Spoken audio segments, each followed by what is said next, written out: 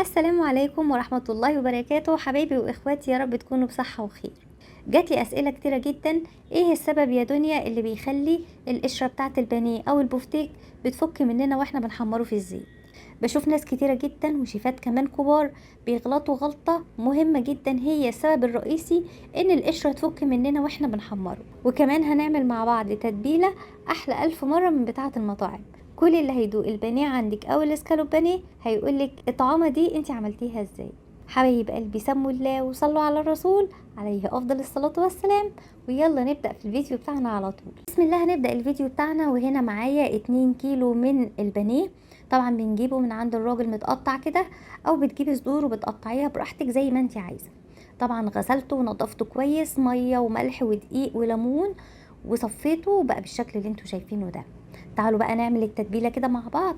معايا كده حبايتين او 3 من البصل، حطيت عليهم شويه ميه صغيرين وضربتهم في الكبه وصفيتهم واخدت منهم الميه بس، مش عايزين ولا نقطه تفل موجوده معانا في العصير.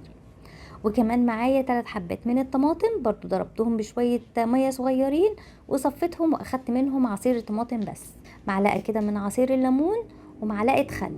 وبعد كده بقى هنضيف التوابل. انا استخدمت المعلقة بتاعة الشاي، حطيت نص معلقة من الحاجات اللي انا هقولكوا عليها دي: فلفل اسود، ورق لورا على حبهان مطحونين على بعض، وكاري. وبعد كده حطيت المعلقة الصغيرة مليانة من البصل البودر، ومعلقة صغيرة مليانة من المرقة الفورية. ممكن تحط مكعب، ممكن ما تستخدميش خالص، وممكن نبدلها كمان بكيسين من المرقة الفورية. وحطيت كمان معلقة صغيرة من الملح علشان انا حطيت مرقة. لو انتي محطتيش مرقة من بتاعة الفراخ ممكن تحطي معلقتين من الملح. وبعد كده حطيت طرف معلقة صغير جدا من الجنزبيل، بصوا حبة صغيرين قد ايه، حاجة بسيطة جدا من الجنزبيل، وحاجة بسيطة جدا كده من الثوم البودر. واللي هيخلي الفراخ بتاعتنا طرية كده وجوسي ومش ناشفة واحنا بنحمرها، هنحط كوباية من الزبادي. ونقلب بقى كل المكونات الحلوة اللي معانا في البولة دي. بصوا يا جماعة، الغلطة اللي كتير بيقع فيها او بيعملها، وبشوف شيفات كمان كبار بيعملوها، ان هما بيضربوا البصل مع الطماطم كده في الكبة وبعد كده بيحطوها في التتبيلة. التفل بتاع البصل والقشر بتاع الطماطم بيعمل طبقة عازلة ما بين البانيه وما بين الكفر اللي احنا بنحطه عليه من فوق. وده السبب الرئيسي اللي بيخلي الكفر بتاع البانيه او الاسكالوب بانيه بيفك مننا واحنا بنحمر. خلاص بعد ما قلبنا كده التتبيله ومزجناها في بعض كويس، بنبدا ننزل فيها صدور الفراخ بالشكل اللي انتوا شايفينه ده، ونقلبها كويس لحد ما نخليها كلها تتشرب من التتبيله. بصوا يا جماعه، مده التتبيله علشان الفراخ كده تشرب وتتبل كويس، احلى حاجه ان هي تبات ليله في التلاجة. يعني تعمليها بالليل وتقومي الصبح تشتغلي بيها. لكن لو انت مستعجله، اقل حاجه تقعد في التتبيله 4 ساعات. يعني اقل من 4 ساعات التتبيله مش هتكون متشربه حلو كويس. انا بقى هسيبها لتاني يوم وبعد كده نشوف هنعمل مع بعض ايه.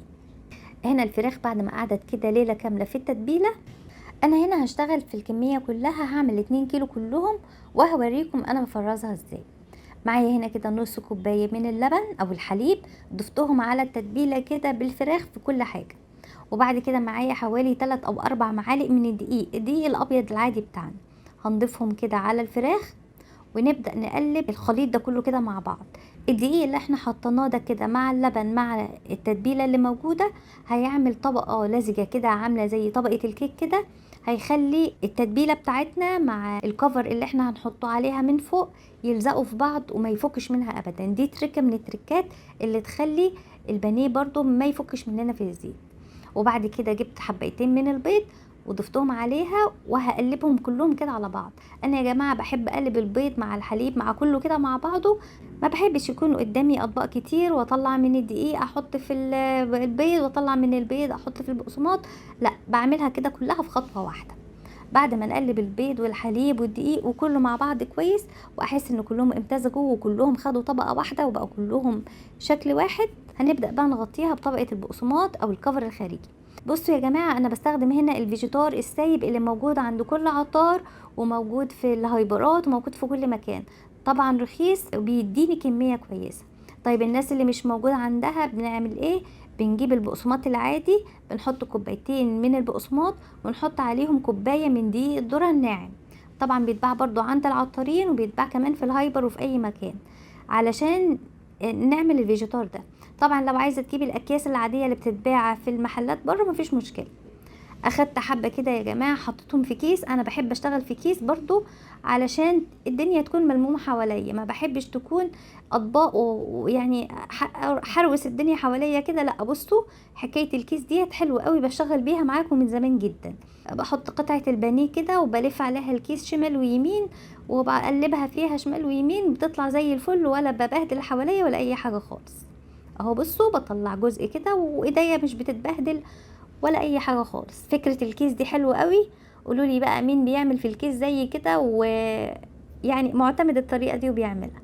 بصوا في ثواني كده انفض البقسماط او الفيجيتار اللي زياده عليها. اهو بصوا يا جماعه بمنتهى النظافه، ولا حروسه بقى ولا بهدله حوالينا ولا اي حاجه خالص. بنحط القطعه كده وشمال ويمين ونقلبها كده جوه الكيس، تطلع معانا زي الفل. هخلص بقى بقيه الكميه وتعالوا نشوف هنعمل مع بعض ايه.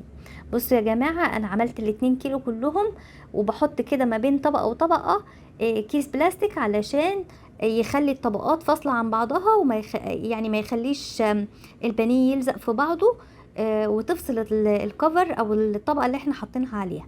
بس قبل ما تشتغلي وتحمري البانيه لازم تحطيه في الفريزر مش اقل من نص ساعه. بصوا بقى التركه الاخيره معانا وسبب رئيسي جدا لان البانيه يفك الطبقه اللي عليه، الزيت ودرجه حرارته. لازم درجه حراره الزيت تكون سخنه، يعني ما ينفعش تنزلي البانيه في زيت بارد، لازم الزيت يكون سخن. انزلي في الزيت كده سخن يعمل فقاقيع كده زي ما انتي شايفه كده، تمام. البانيه هيروح متشمع كده على طول والطبقه ما تفصلش. لكن لو حطيتي البانيه في زيت بارد هيفك منك. حاجه تانية كمان، ما تكتريش في الطاسه، يعني اقصى حاجه 3 قطع زي ما انا حاطه كده، 3 قطع بس في الطاسه.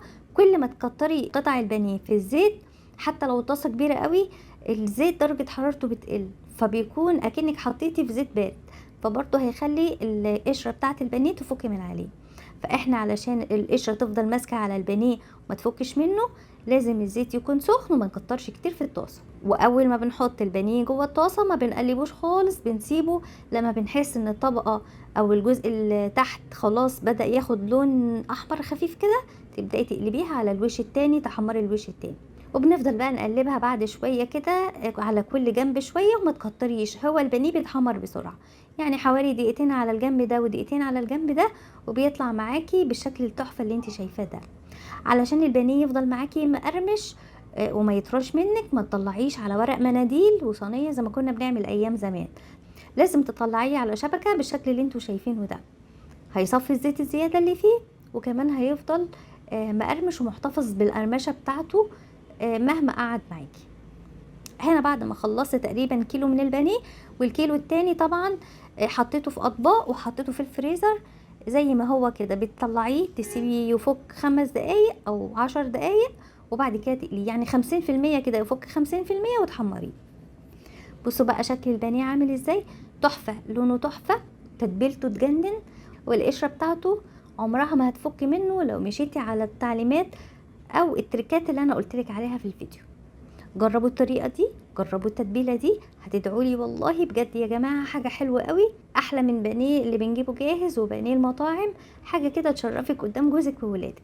اللي عجبته الطريقه والوصفه يا ريت يعمل لي لايك، مستنياكم اكيد تجربوه وتقولي لي ايه رايكم فيه. واشوفكم يا رب على خير الفيديو الجاي، والسلام عليكم ورحمه الله وبركاته.